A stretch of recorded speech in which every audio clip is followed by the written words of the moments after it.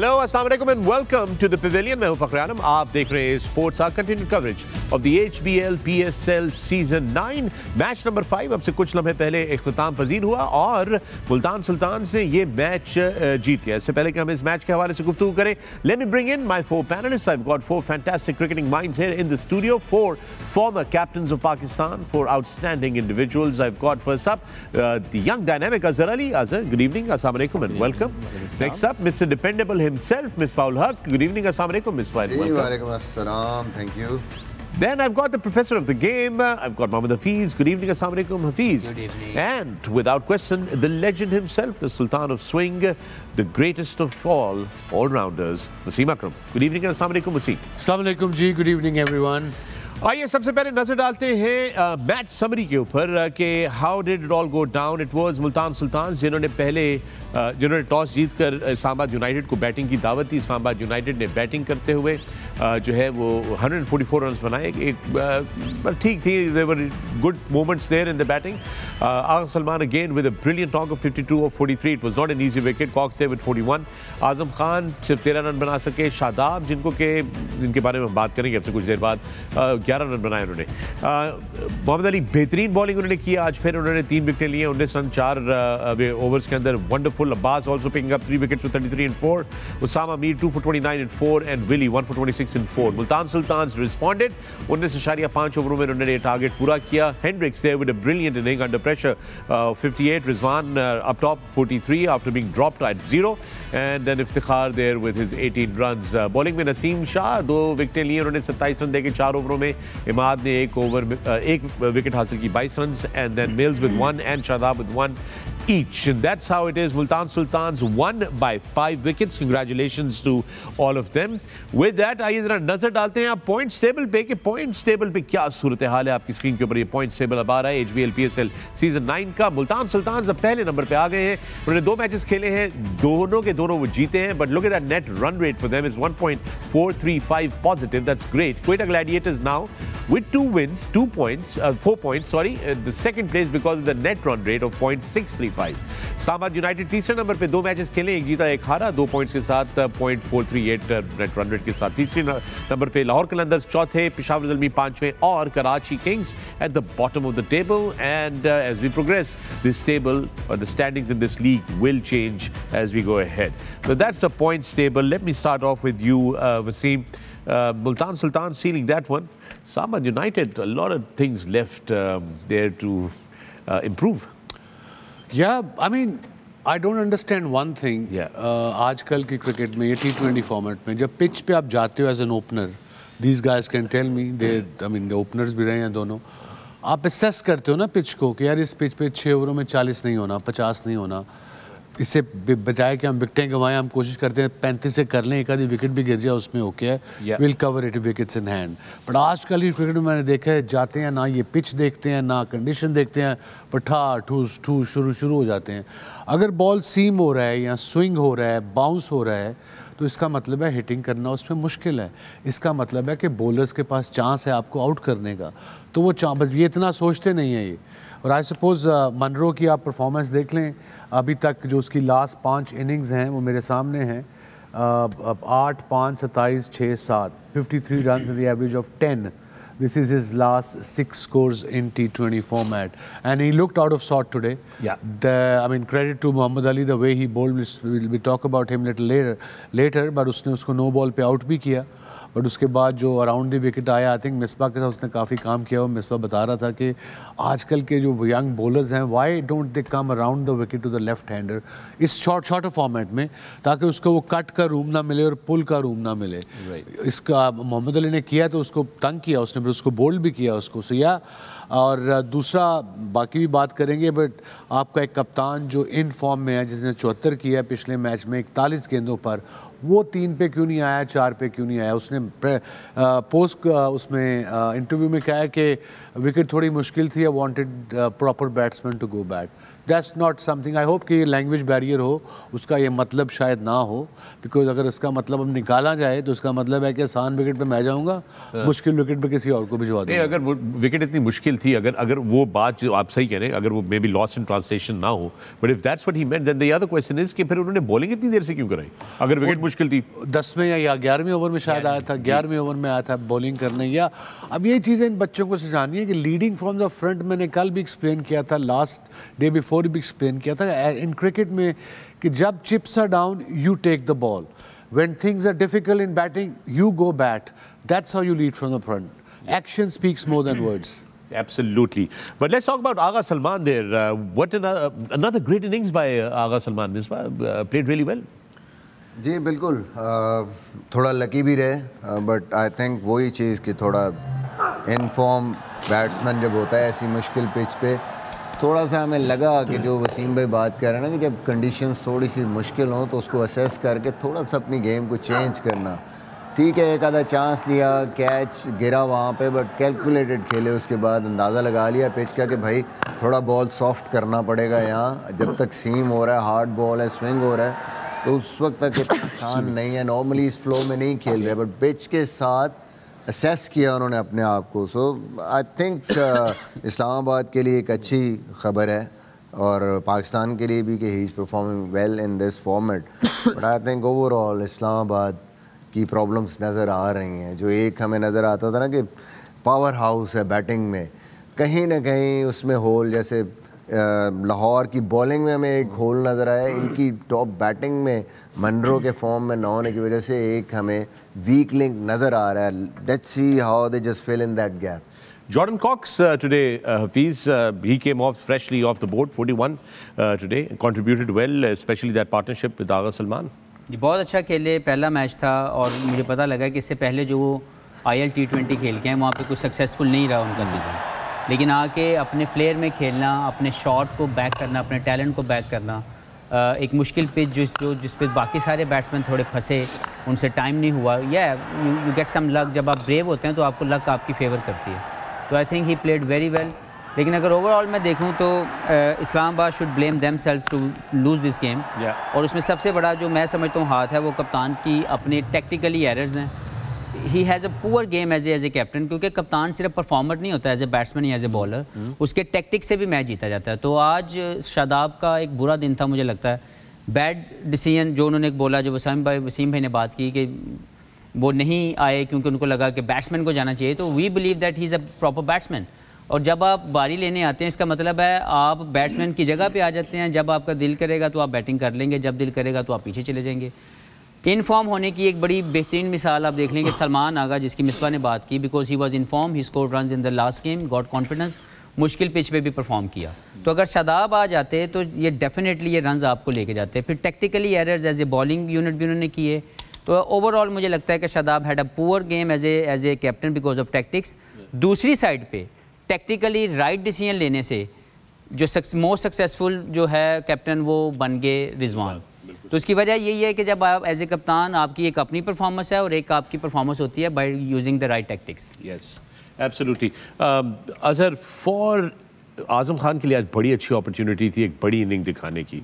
You know एक उन्होंने बड़े ज़बरदस्त शॉट भी मारी, बड़ा ज़ोरदार छक्का भी मारा, but then he fell for delivery that he should probably not played the way that he played. I think उस ओवर में एक छक्का लग चुका था, और जैसे वसीम भाई ने पहले बात की ना स्टार्ट में कि आपको पता लग जाना चाहिए कि इस विकेट पे कौन सा टोटल, जिस तरह मुल्तान ने लास्ट मैच में भी रीअसेस किया कि यार इस पे हमें बहुत बड़ा टोटल नहीं चाहिए, 170 180 इज़ इनफ। इसमें जब आज़म खान खेल रहे थे, जब ये छक्का इसी ओवर में आउट होंगे, तो उस टाइम पे आराम से अगर ये थ्रू आउट खेल जाता है तो 170 के आसपास ये फिनिश करते, लेकिन the only thing could have stop them is losing wickets. तो आई थिंक इस विकेट पे अगर आपको 8 9 10 मिल रहा है हर ओवर में, तो आई थिंक आपको ओवर 20 रन का ओवर लेने की ज़रूरत नहीं है। तो आई थिंक यहाँ पर आज थोड़ा सा स्मार्टनेस अगर आज़म दिखाते हैं, अपने आप को बैक करते हैं। Why do you think he threw away his wicket like that? I think कि वो अगेन कि वो शायद समझ रहे थे कि 180 प्लस करना है हमने,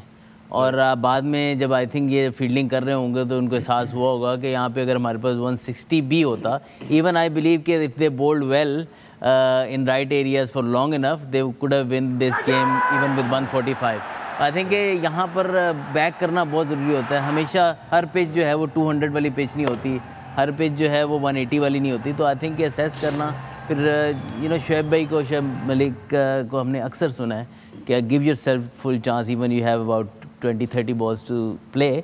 वहाँ पर अगर आप चांस लेंगे, आप इनिंग्स को डीप लेके जाएंगे, you will finish well. If you're even in T20 अगर समटाइम बहुत हरी करें और स्पेशली विकेट लाइक दिस, उसमें आपको टीम को नुकसान होता है, क्योंकि नया बैट्समैन को भी आसान तो नहीं होना आगे। नहीं होगा, बिल्कुल ऐसे ही है। इम्पोर्टेंट चीज़ है कि जब बॉलर को आपने अंडर प्रेशर कर दिया है, आपने शुरू ओवर के स्टार्ट में एक बाउंड्री मार दी है, तो देन वेट करें ना, वो गलती करता है, फिर वो आपको बॉल देता है। आप हर बॉल पे अगर चांस लेंगे और पिच ऐसी है और अभी 6 से 7 ओवर पड़े हुए हैं, तो फिर यू आर बेसिकली अलाउ कर रहे हैं पोजीशन को गेम में दोबारा आने के लिए। यही वो चीज़ें हैं जिसकी ज़रूरत है आज़म को इम्प्रूव करने की, कंसिस्टेंसी के लिए, कि आपकी शॉट सिलेक्शन, वो जो उस टाइम पे मोमेंट होता है गेम का कि यहाँ पे क्या मैंने चेंज किया ना, मैं एक ही फ्लो में हर इनिंग नहीं खेल सकता, अकॉर्डिंग टू द सिचुएशन थोड़ी बहुत चेंजेस एडेप्टेबिलिटी जरूरी है, करनी पड़ती है। Let's talk about the Multan Sultans bowling. I mean they were fantastic today, especially Mohammad Ali Wasim, आप उनकी भी बात कर रहे थे कि बड़ी ज़बरदस्त उन्होंने बॉलिंग की है। आज भी उनका इकोनॉमी रेट जो है वो 4.75 है, 3 विकेट्स उन्होंने लिए, but that economy rate says a lot. Very impressive. 6 विकेटें ऑलरेडी ले चुका है 2 मैचों में, और उसका इकोनॉमी रेट भी बड़ा ज़बरदस्त है, सबसे कम होना चाहिए होगा। वो मैंने कल भी एक्सप्लेन किया था कि उसके एक्शन से लगता है कि तेज़ नहीं बॉल आएगा, इसका बॉल पड़ के निकलेगा, जो एंड में आके पूरी बॉडी मारता है ना शोल्डर के साथ, सो वो ज़रा बैट्समैनों को पता नहीं लगता, इसलिए थोड़ा लेट हो रहे हैं और बॉल बल्ले के ऊपर लग रहा है इसका। आई मीन लाइन पे रहा है। 2 चीज़ें इस सिनेरियो में अगर आप देखें दोनों मैचेस में, देखिए असेसिंग द कंडीशंस, पिच सबसे पहले कि अंदाज़ा लगाया कि पिच पे है तो use this pitch. Old fashion जो दोनों विली और मोहम्मद अली ने बॉलिंग की, उस लेंथ को हिट किया उन्होंने, बिल्कुल सिंपल रखा है चीज़ों को।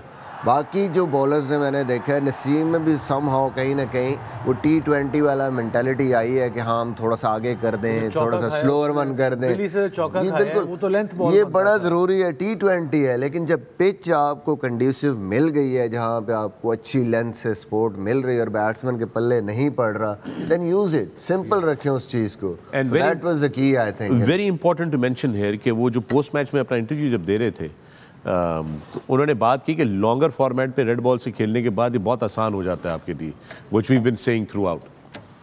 फिर से कहाँ चिट्टा है मनने का कोई नहीं। वो है, लेकिन जो इम्पोर्टेंट चीज़ है ना कि असेसिंग द, आप हर पिच मिलेंगे, पिच नज़र आ गया था शुरू में, बाकी बॉलर्स के भी गेंद हुए हैं, लेकिन वो फिर उसी मोड में रहे हैं कि नहीं स्लोअर वन भी करना है हमने, कहीं ना कहीं यॉर्कर भी मारना। भाई नहीं, यूज़ राइट पिच अगर आपको सपोर्ट कर रही है तो आप सिंपल रखें। सबसे कामयाबी अगर देखें दोनों मैचों में, इसका जो बॉलिंग एरिया है वो चैलेंजिंग है फॉर अ बैट्समैन, राइट, क्योंकि वो क्रैम्प इन करते हैं, राइट एरिया से यूज़ कर रहे हैं, स्विंग हल्का सा जितना भी मिल रहा है पिच से, वो कितने ज़्यादा लेटरल मूवमेंट नहीं है, लेकिन राइट एरिया की वजह से वो जो आपको क्रैम्प इन करते हैं और आपको विड्थ नहीं देते, और hitting the right area for a longer period of time is helping his body. With the same time जो मिसबा ने बात की कि उनकी जो वेरिएशन उन्होंने डेवलप कर रहे हैं, ही is a proper red ball cricketer, लेकिन जब आप उसकी फाउंडेशन इतनी स्ट्रॉन्ग है, या साउथ की बात कर लें, फाउंडेशन इतनी स्ट्रॉन्ग है कि आप कोई भी चीज़ उसके साथ उसे कहेंगे कि वो डोमिनेट कर सकता है। तो आप देखें उसका एरिया हिट करने की जो प्रोग्रेस है, 6 to 8 मीटर की जो एक हम हमेशा कहते हैं कि वो तंग करती है, वो उसकी अच्छी है, यॉर्कर लेंथ अच्छी की है, वेरिएशन अच्छी की है। इसलिए 2 मैचों में अगर आप देखें तो consistent bowling, hitting the right area, using the conditions very well, helping him out. Right area देखिए जो आपको दिखाया, अभी ग्रीन उन्होंने दिखाया था, 6 मीटर की लेंथ जो है, जो ये हम बात करते हैं टॉप ऑफ ऑफ स्टंप और राइट एरिया में मारे, जिसमें आपको ये वो जो ग्रीन आपको पैच नजर आ रहा है, ग्रीन पैच आपको नजर आ रहा है, this is 6 metre, 8 to 6 metre length की है ये, और इस पे ये कंसिस्टेंट मारने के लिए वही रेड बॉल क्रिकेट की बात हफीज़ ने भी की है, मिसबा ने भी की है, अजहर ने भी की है, इट्स सो इम्पॉर्टेंट। और उसने मतलब स्विंग भी हो रहा था उसने उसका फ़ायदा उठाया, जैसे मिसबा ने कहा कि उसने पिच यूज़ की as a bowler around the wicket, length ball पे उसको बोल्ड किया है, कोई यॉर्कर, कोई स्लो बॉल, कोई उसने हवाई फायर नहीं मारा, कोई हवाई फायरिंग नहीं है। Abbas Afridi also very very impressive today Misbah, 3 wickets. Misbah को आज वैसे पसंद नहीं आया था क्यों? हाँ आई नो दैट, मैं इसलिए इनसे पूछ रहा हूँ। मैं जो अब्बास की नॉर्मल बॉलिंग होती है, नॉर्मली वो अंडर प्रेशर आता है बॉलिंग करने, और वहाँ पे आके वो एक इम्पैक्ट क्रिएट करता है विकेटें लेके। आज उसको एक सेट स्टेज मिली थी, 32 पे 2 आउट थे, 7वां ओवर करने आया और उसने स्टार्ट ही ऐसा किया कि पहला नो बॉल कर दिया, फिर फ्री हिट पे 6। लेकिन ये ज़रूर है कि कमबैक बहुत अच्छा किया। क्रूशल ओवर जो चौथा ओवर था, 32 रन देने के बाद आप चौथा ओवर करने आए हैं और बड़े मुश्किल टाइम पे उसमें 2 आउट किए और 1 रन दिया, मोमेंटम एकदम वापस। तो ये एक अच्छी चीज़ है कि क्रूशल ओवर में आपने बिफोर गोइंग इनटू, जब आप बैटिंग में जा रहे हैं, मोमेंटम आपने अगली टीम से वापस ले लिया। तो मुबारक को खुशदिल ने कैच ही फड़ लिया। T20 की खूबसूरती ये है जी कि 3 ओवर अच्छे किए हुए, आखिरी ओवर आपका बिगाड़ देता है। शदाब के ओवर बड़े अच्छे जा रहे थे, कल अबरार का ऐसे चल रहा था और आपका बहुत बुरा दिन जा रहा है और आप एक ओवर में 1 रन दे के 3 विकेटें ले लें तो it all covers up. But again बात वही आ जाती है कि जो थोड़ा सा इनएक्सपीरियंस है कि जैसे पिच है उसको आपने अगर देखा है कि सिंपल चीज़ रखनी है, यहाँ पे 2 आउट हुए हैं, अंडर प्रेशर नहीं है, तो आप सीधा वेरिएशंस पे जाने की ज़रूरत नहीं है, आप सिंपल रखें। ये ज़रा पावर प्ले में मुल्तान सुल्तान्स का पिच मैप देखिए उनके बॉलर्स का, look at that, that's very, look at the clustering, 67% is the 6 बात कर रहे हैं, 67 almost 70% deliveries were there and 27 just वो जो एक शॉट 2-1-2 किए वो भी उस वक्त किए हैं जब वो मनरो ने निकल के मारे हैं 2 शॉट। और Abbas Afridi was also the leading wicket taker last year in PSL. Purple cap भी उसको, पर्पल है जो भी कैप मिली थी उसको। बट अब आते हैं मेन एक और इम्पोर्टेंट ब्रेक के बाद आएंगे, लेकिन जो भी चीज़ें उसको संभाल के रखें, ब्रेक के बाद वो करते हैं। हो नहीं बना, बिल्कुल थोड़ा जी हिम्मत करो। राइट दोस्तों, you are watching the pavilion, this is sports hour continued coverage of the HPL PSL season 9। We will be back right after these messages.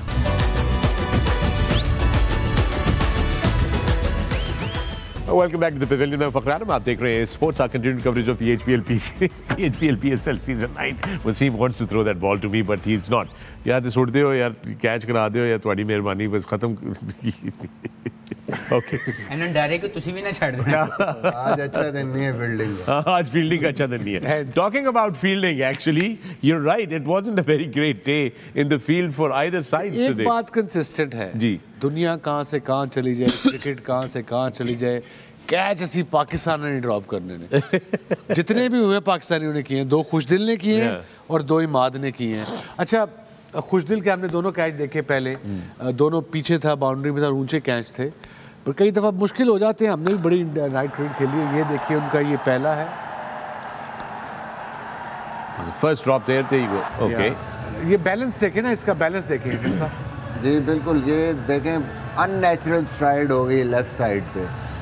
तो जब स्ट्राइड बड़ी होती है तो फिर आप, इसका मतलब है कि वो आपका जो बैलेंस है वो ठीक नहीं है। और दूसरा, शायद पहले कैच में तो थोड़ा सा बेनिफिट ऑफ डाउट आप दे सकते हैं कि ही वाज मूविंग बैकवर्ड्स, तो श्योर नहीं था बाउंड्री।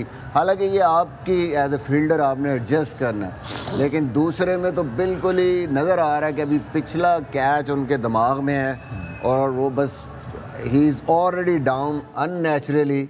आप इतना नीचे कभी भी गेंद को नहीं लेते कैच करते हुए। ऊंचा कैच आया तो क्या टेक्निक होनी चाहिए? बैठे बैठे एक्सप्लेन करते हैं। बार बार हमने पहले भी बात की है कि सबसे इम्पोर्टेंट बॉल के नीचे आपने पहुंचना है and then get yourself in a good position, balance position. वो कभी भी ऐसे नहीं है कि मैं यूं खड़ा हो जाऊं दोनों टांगे करके। जरा खड़ा होकर दिखा दे। I think it's better to you normally standing up. इस बार तूने ठीक कहा था। हाँ जी, बंदर हो। बेसिकली देखेंगे उसने जब कैच पकड़ते वक्त देखेंगे ये टांग यहाँ और स्ट्राइड अननेचुरल, से मतलब कॉन्फिडेंस नहीं है और बैलेंस प्रॉपर नहीं है। मैं अगर बॉल के नीचे आया हूँ तो मुझे बिल्कुल जल्दी पहुँचना चाहिए, रिलैक्स होके पहले मैंने अपनी टांगों से बैलेंस पूरा बनाना और ऐसी पोजीशन में रहना है ताकि लास्ट मोमेंट पे थोड़ा आगे पीछे बॉल हो तो एडजस्ट करने का मुझे टाइम मिले। इस स्ट्राइड में मैं हिल नहीं सकता, अब मैं सिर्फ हाथों से जा रहा हूँ गेंद पे। फॉर इंस्टेंस अगर स्प्रिंट मार के आ रहे हैं, ऊंचा कैच आ रहा है, बिल्कुल स्प्रिंट करके आप आए हैं, आप नीचे खड़े हुए हैं, and then you just take the position, और वो भी यूं नहीं होगी कभी भी। इस पोजीशन में आप मूव नहीं कर सकते, आपकी हमेशा साइड ऑन पोजीशन, जो हमेशा हम कहते हैं ना पावर पोजीशन, कि कैच आ रहा है तो मैंने यूं रहना ताकि मैं लास्ट मोमेंट पे मूव कर सकूं। एंड देन हैंड्स इतनी दूर नहीं, आप कोशिश करते हैं कि यहाँ लें उसको, कैच को नीचे भी ना हो, यहाँ से फिर गिव जो हम कहते हैं जैसे विकेट कीपर करते हैं कि बॉल को थोड़ा सा वो जो आपने ये हार्ड हैंड्स नहीं ये उसको लेना ताकि इजीली वो बॉल आपको टाइम मिले और हाथों में रहे। दूसरा कैच देखेंगे हाथ पे लग के निकला जी, हार्ड हैंड्स। तो ये मेरे ख्याल में बड़ा इंपॉर्टेंट है किसी भी फील्डर के लिए।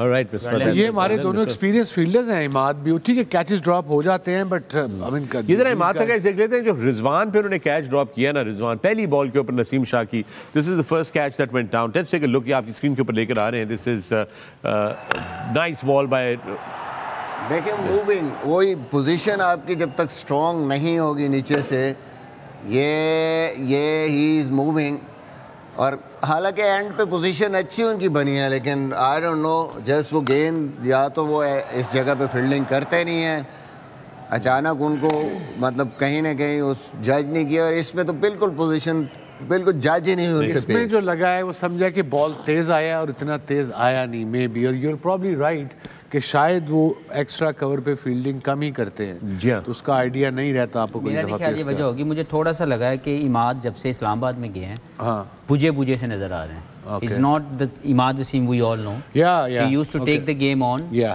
As a bowler, he's not bringing that energy while he's bowling.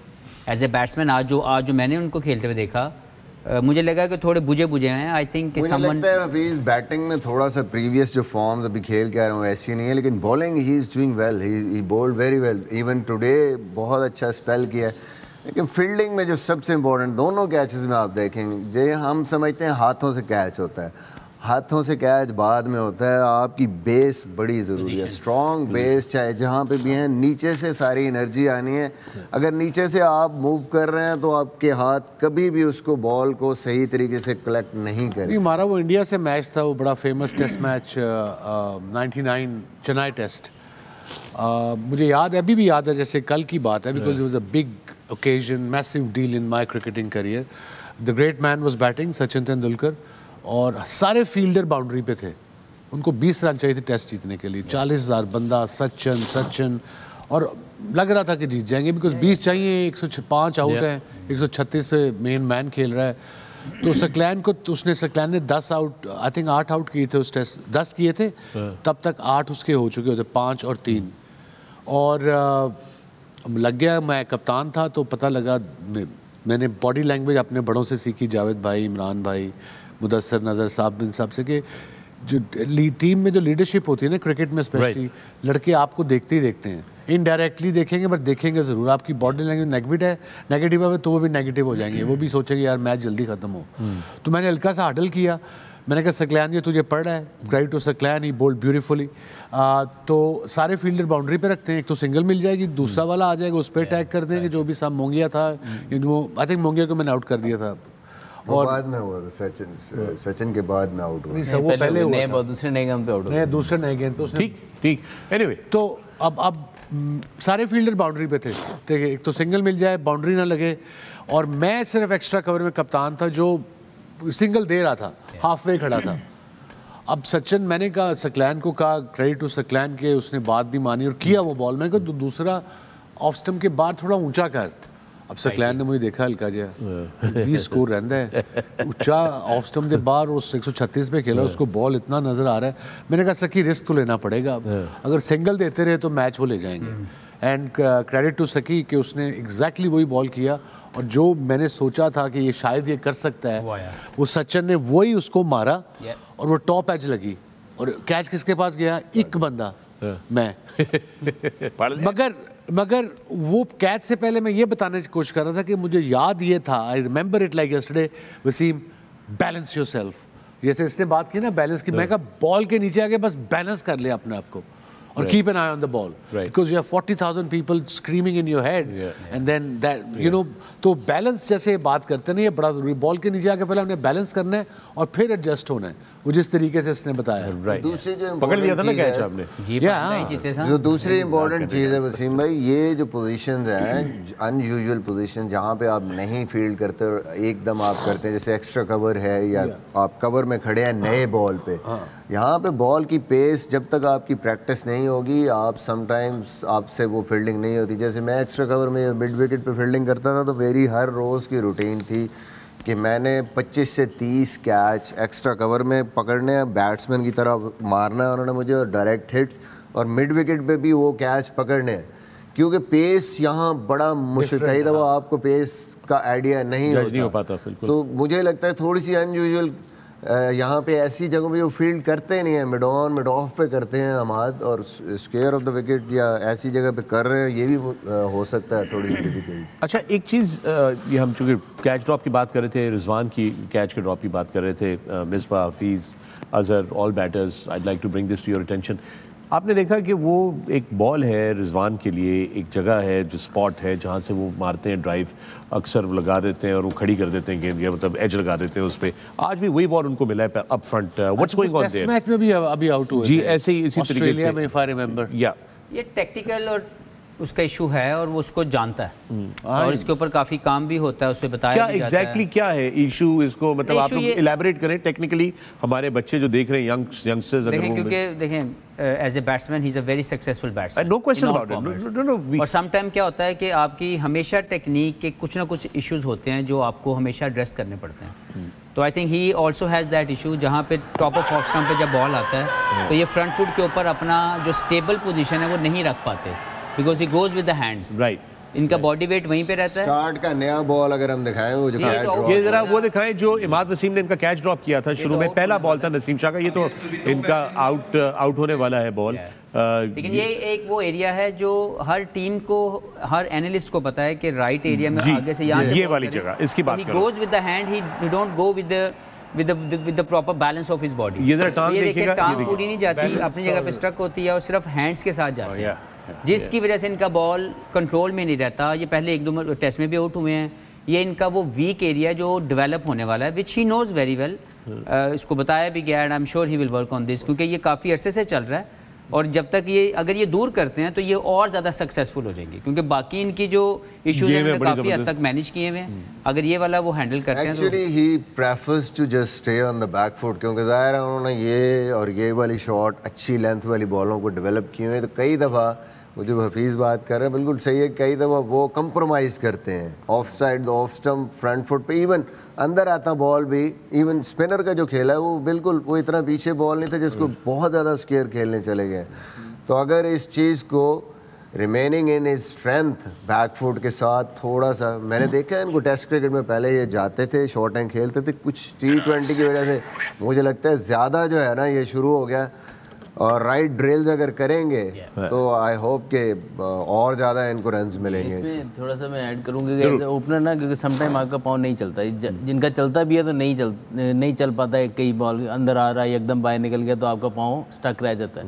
उसमें यह है कि अर्ली ऑन स्पेशली, अगर ये जब तक इनका पाँव नहीं जा रहा, अर्ली ऑन ये है कि स्पेशली पिच लाइक टुडे, आपको ये है कि अगर पाँव नहीं जा रहा तो फिर बल्ला भी ज़्यादा आगे ना आ जाए, आपका बल्ला आपके कंट्रोल में रहे तो फिर आप उसको मैनेज बेहतर करते हो। अगर आप फिर ऊपर से मार देना, या तो फिर आप मार दें पूरा ही, लेकिन अगर आप उसको कवर ड्राइव खेलने जाएंगे, पाँव नहीं गया, तो फिर आपके चांसेस इस तरह हो गया, बॉल एयर में जाएगा या इनसाइड एज होकर बोल्ड हो जाएंगे या कॉट भी एंड होने के चांसेस हो जाएंगे। आई थिंक वहाँ पे ये है कि अर्ली ऑन फिर अगर आपने शॉर्ट बॉल का वेट कर रहे हैं तो फिर अगले बॉल पे आप सिर्फ हाथों से ना जाएं, फिर आप उसको पूरा कॉम्प्रोमाइज़। फिर मेहरबानी है कि इसका बॉल कवर में जा रहा है, ये मन्नू होता तो मेरा तो स्लिप ही चीज जाता जो टेक्निक है वो हमेशा आपको कहीं ना कहीं फंसाती है। ऐसी है, और चीज़ बड़ी, आज जितने ड्रॉप कैचेस, अक्सर ड्रॉप कैचेस में ना आप कई ड्रॉप कैचेस बच जाते हैं, इतने डिस्कस नहीं होते। आज 4 के 4 जो ड्रॉप कैचेस हैं और उन्हीं चारों प्लेयरों ने रन किए हैं, और रिजवान और हेंड्रिक्स ने किए उधर से, दोनों जो इमाद वसीम ने छोड़े, इधर सलमान अली आगा और कॉक्स का कैच छूटा, दोनों ने रन किए। Catches win matches, that's what today it mattered more because they all scored runs. It did. In the end, it looked like that Islamabad United were probably about 20 runs short on that target. But There it is. The game is up, and Multan Sultans walk away with another victory. With that, we're going to take a break right here on the HBL PSL 9 special coverage in the Pavilion. Keep watching A Sports. Welcome back to the Pavilion. I'm Fakhar Anam. Aap dekh rahe hain Sports, our continued coverage of the HBL PSL 9. With me in the Pavilion, I've got Azhar Ali, Misbah ul Haq, Mohammad Hafiz, and the great Wasim Akram. And it's time for your and our favorite segment, which is Hashtag Ask the Pavilion. Pehla sawal Mohammad Moin ki taraf se hai. Ask the Pavilion. Misbah, have you been approached by any franchise to be a batting consultant?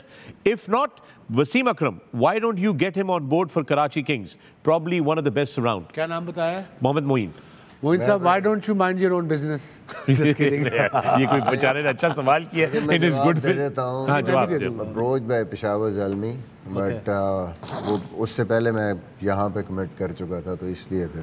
नहीं, batting consultant Misbah will be brilliant, but I think Misbah अगर आए तो coach ही आए. अब इसके मेरा मतलब है अंडर, किसके अंडर जाएगा? इतना एक्सपीरियंस है, इतना ज़बरदस्त क्रिकेटिंग माइंड है. But I agree with your question कि या तुम इसको होना चाहिए कोच किसी टीम का. स्टिल वसीम भाई, इफ़ यू वांट टू, देखिए मैं फिर वही, हम कई दफ़ा एक स्टेटस सा बना लेते हैं कि मैंने अगर हेड कोच काम किया तो मैंने काम नहीं करना. I think if you are in coaching, Right. So you always love to work with the Here's my younger question to you quickly. आपने कहा कि चूप उन्होंने किया था पेशावर ज़ल्मी ने, but you had already said yes to it. Between being a batting coach for Peshawar Zalmi and doing Pavilion, what would you prefer? Batting coach obviously. उसको जवाब देंगे. मैंने प्रेफर किया तो यहाँ पे बैठा. ये बात है ना सर. आपने खाम में हमारे दोस्त के ऊपर इल्जाम लगा दिया इसके. अलग बात है, ब्रेकों में और कोई बात करेंगे. चले. एहसन महमूद ने सवाल पूछा है. Question from Mohammad Hafiz. In the fifth T20 against New Zealand, what was the thinking behind sending Hasibullah as opener and Farhan as 4-5 down, considering Hasibullah is a middle order batsman and Farhan is a genuine opener? देखें, जब team select हुई थी तो पहले तो selection की थी वहाब रियाज ने, और उनको यही कहा गया था कि हमारे पास ऑलरेडी 4 ओपनर मौजूद हैं, हमें मिडिल ऑर्डर चाहिए. लेकिन उन्होंने इनको सिलेक्ट किया. जब वो मेरे पास आए तो उनसे बात की गई कि आपका ये रोल है. लेकिन क्योंकि साहबज़ादा फरहान ऑलरेडी ये कन्वे कर दिया गया था उनको कि उन्होंने मिडिल ऑर्डर में खेलना, और उसी पर उन्होंने पहला मैच भी खेला था. So wanted to continue with him as a number 5 number 6 batsman, जो कि उस मैच में वो उससे भी 5 और 6 के नीचे गए, which is obviously always a flexible place. लेकिन हसीबुल्ला, क्योंकि उनके अंडर 19 का कैरियर देख लें जहाँ पे उन्होंने सबसे ज़्यादा कामयाबी हासिल की, फिर उनका लिस्ट ए देख लें, वहाँ पे भी वो ओपनर खेलते थे, तो we thought that this will be the best chance for him to give him a go, क्योंकि वो यंगस्टर थे, उनको इतना ज़्यादा फ्लक्चुएट करना बेहतर नहीं था. All right, bracelet 518410 आपका X handle. My question is that all the openers are performing, but no one is thinking about the middle order problem of the Pakistan team. Shouldn't the management talk to the players to play at same position in which they play for national team to prepare for World Cup? It really is a very very good question. और ये हम इस पे discuss करते हैं, not during the show तो नहीं किया अभी तक, because PSL कर रहे हैं, पाकिस्तान टीम की बात कम ही होती है. बट मिसबा को भी ये वरी है, मुझे भी है, इनको भी है कि मिडिल ऑर्डर में स्ट्रगल होता है हमारा. 5, 4, 5 और 6. एम आई राइट? जी बिल्कुल. अभी तक अगर आप देखें तो सिर्फ आगा वो वाहिद प्लेयर आगा सलमान जिसने मिडिल ऑर्डर में, वो भी मिडिल ऑर्डर ना आप समझें, तीसरे ओवर में बारी आ रही है. वो जो नंबर है ना कि 7वें ओवर से लेके 15, 16 एंड देन टिल एंड, वहाँ कौन सा प्लेयर है इम्पैक्ट जिसमें हम बेसिकली आज़म खान को देखना चाह रहे हैं, जिसमें हम इफ्तिखार को देखना चाह रहे हैं कि उनकी वो कंसिस्टेंट परफॉर्मेंसेस चाहिए ताकि एक ब्रीदिंग स्पेस मिले पाकिस्तान को, कि मैच विनर्स नीचे भी हैं हमारे पास. इस तरह आज पिच था ना, इस तरह के पिच अगर बनेंगे ना ज़्यादा, फिर उनकी बैटिंग भी आएगी. वरना क्या होता है कि ओपनर आउट ही नहीं होते, 2-2 विकेटों पे 200 रन चेज हो जाते हैं. तो फिर इस तरह की पिच पे आज अपॉर्चुनिटी थी. और इस पिच का देखें, मुझे दुबई और अबू धाबी की T20 की पिचेस क्यों पसंद है? Because okay, as a ex-cricketer, cricket lover, cricket is life, cricket is work. I want to see a battle between bat and ball. I'm not saying कि इतना घास हो, इतना turn हो. I'm saying there should be something in the pitch for a bowler a bit. तो नए गेंद से थोड़ा करे और उसके बाद फ्लैट हो जाए, बैट्समैन स्कोर कर लें आके. बट अगर आप पहले ही ओवर से आपको मार छिक्के खाना। पे छिक्के पड़े तो वो मजा क्रिकेट का आता नहीं। लेकिन वो जो आपकी बात है बैट एंड बॉल का मैच, वो लाजमी नहीं कि हर मैच में 200 पे 200 होना है। वहाँ पे अगर आपको कोई ग्रास वाला पिच भी मिलता है, that is also a practice. तो कुछ मैचों में टर्निंग ट्रैक्स आने चाहिए, कुछ मैचों में ग्रास थोड़ा सा थिक होना चाहिए, ताकि आपको हर तरह से चैलेंज मिले। ऑलराइट जी, सचित एसजे एट सचित आपका एक्स हैंडल है।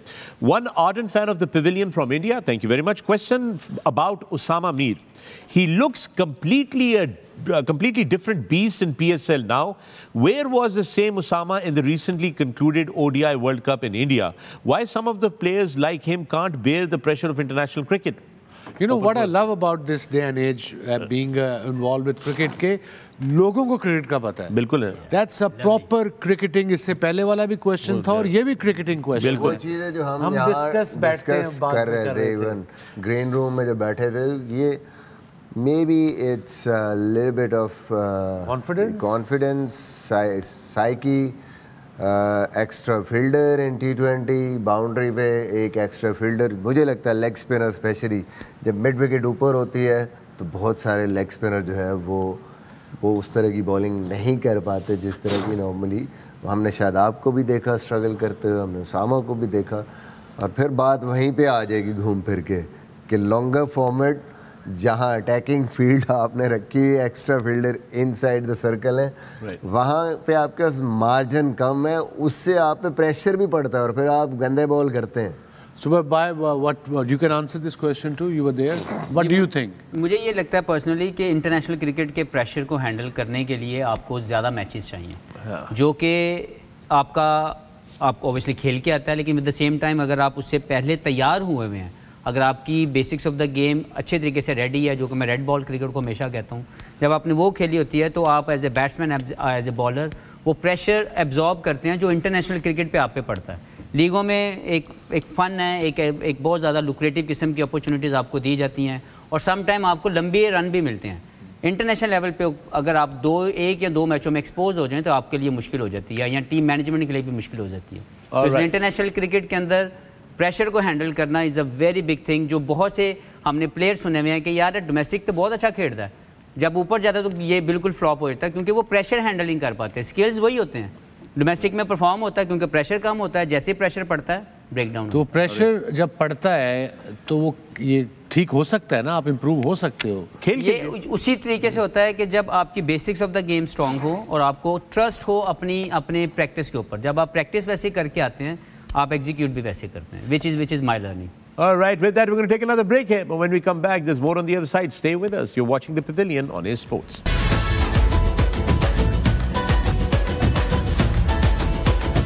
Welcome back to The Pavilion. मैं फखर आलम, आप देख रहे हैं sports, our continued coverage of the HPL PSL Season 9. With me in The Pavilion, I've got Azhar Ali, Misbah-ul Haq, Mohammad Hafiz and the great Wasim Akram.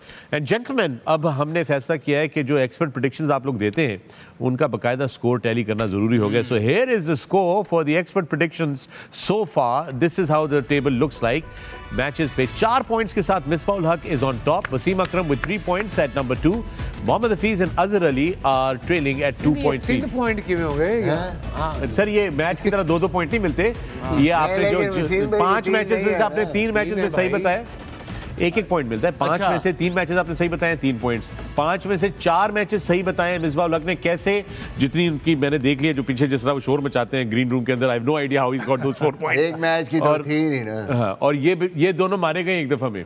सो बहुत लंबा है ये tournament, ये भी बड़ा बाकी है टूर्नामेंट. और ये हमें रन रेट भी साथ बेहतर करना पड़ेगा. मुझे नहीं समझ आ रही वैसे आपने कैसे, वसीम भाई ने पहले मैच में कराची पिक की थी. You have so much time on your hand. वो भी याद है. कल भी वसीम भाई ने, आप सब ने, मैंने सिर्फ पिक किया था एक, बाकी सबका गलत था. 3 कैसे? एक भाई तो तुम इसीलिए तो टॉप पे हो यार. टॉप पे नहीं तो 2 गलत है ना.